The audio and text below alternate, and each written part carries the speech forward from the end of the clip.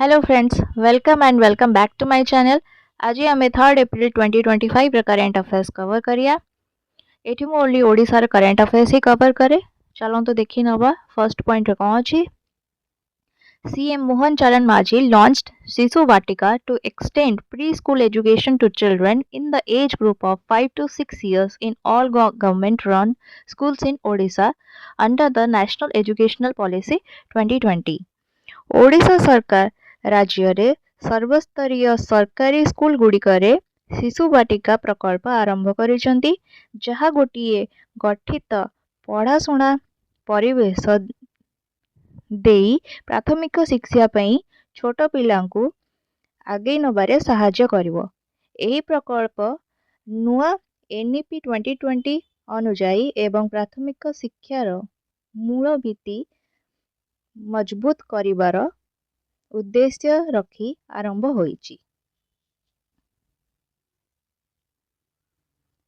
एबे चलंतु देखिनबा सेकेंड पॉइंट।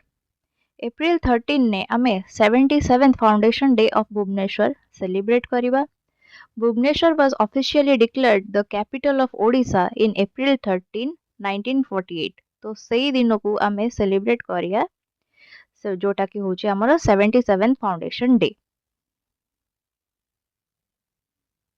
एबे चलंतु देखि नबा आमे थर्ड पॉइंट होची हमर गोटे स्टैटिक जीके ऊपर जीवो जोटा कि होची इंद्रावती हाइड्रो इलेक्ट्रिक प्रोजेक्ट सेटा हमर कोठी अछि, सेटा हमर कलाहांडी रे अछि। देन एबे चलंतु देखि नबा fourth point. Renowned Norwegian DJ and producer Alan Walker to perform at Wonderella Bhubaneswar on April 19।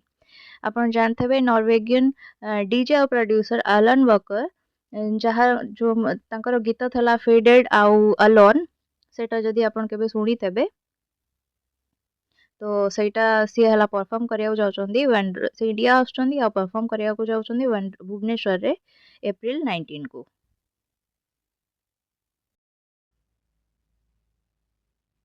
एबे चलंतु देखि नबा में fifth point. The Indian roller commonly known as Neelkanth is Odisha's state bird. एटा गोटे स्टैटिक जीके रे जाउची। जदि हमको केबे पचराबे ओडिसा रो स्टेट बर्ड किए सेटा होची द इंडियन रोलर, नहले ताकू कुआ जाय नीलकंठ। एबे चलंतु देखि नबा में पॉइंट नंबर 6।